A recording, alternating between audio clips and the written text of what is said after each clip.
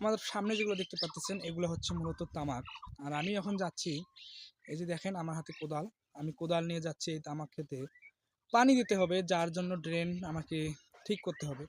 কেননা তামাক খেতে পানি দেওয়ার জন্য যদি ড্রেন ঠিক করা না হয় তাহলে কোনোভাবেই তামাক কিন্তু খেতে আমরা পানি দিতে পারবো না।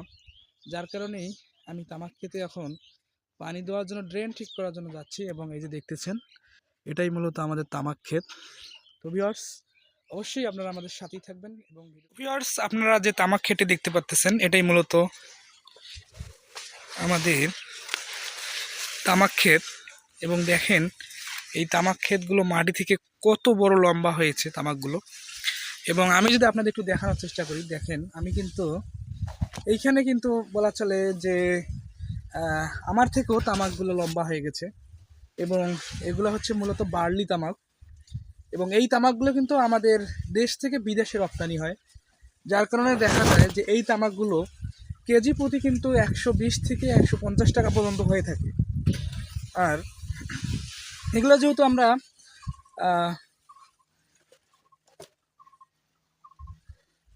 আমরা এগুলা কিন্তু বিক্রি করি তখন মনে করেন যে পাইকারের কাছে আমরা বিক্রি করি। আবার পাইকারেরা দেখা যায় যে বেল আকারে বিভিন্ন বড় বড় কোম্পানির কাছে বিক্রি করে।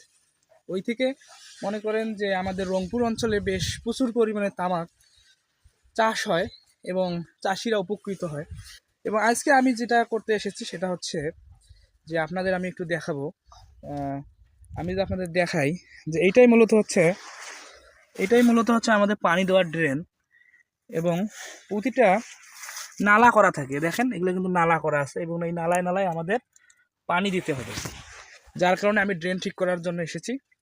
কেননা ড্রেন ঠিক না করলে এগুলাতে মূলত পানি যদি একটু বেশি হয়ে যায় তখন গাছগুলোর কিন্তু বিভিন্ন সমস্যা হতে পারে। যেমন এই যে দেখেন এই গাছটা হলুদ হয়ে গেছে, এটা মূলত কারেন্ট পোকার কারণে হয়। অথবা পানি যদি বেশি পরিমাণ দেন তখন কিন্তু গাছের মধ্যে পচা নিয়ে আসতে পারে, অর্থাৎ তামাক গাছ অচিরেই নষ্ট হয়ে যেতে পারে। যার কারণে ড্রেনেজ ব্যবস্থাটা ভালো থাকতে হবে, পানি যেন কোনোভাবেই বেশি হয়ে না যায় এই দিকে খেয়াল রাখতে হবে। তাহলেই আপনি তামাক চাষ করে স্বাবলম্বী হতে পারবেন। এবং অনেকেরই মনে প্রশ্ন থাকে যে আসলে আমাদের তামাক আমাদের স্বাস্থ্যের জন্য ক্ষতিকর হলেও আমরা প্রকাশ্যে এরকম তামাক কেন চাষ করতে পারি। আসলে তামাক হচ্ছে বাংলাদেশের একটি অর্থকরী ফসল এবং এই তামাক চাষে কোনো নিষেধাজ্ঞা এখনো পর্যন্ত বাংলাদেশে দেওয়া হয়নি।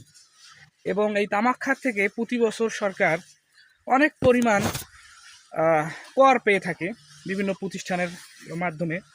যার কারণে এই তামাককে অর্থকরী ফসল হিসেবেই বাংলাদেশে বিবেচনা করা হচ্ছে এবং এটাকে এখনও যেহেতু নিষিদ্ধ করা হয়নি, যার কারণে চাষিরা এই তামাক সহজেই চাষ করতে পারতেছেন এবং বাজারজাত করে তারা একটা ভালো মুনাফা পাচ্ছে।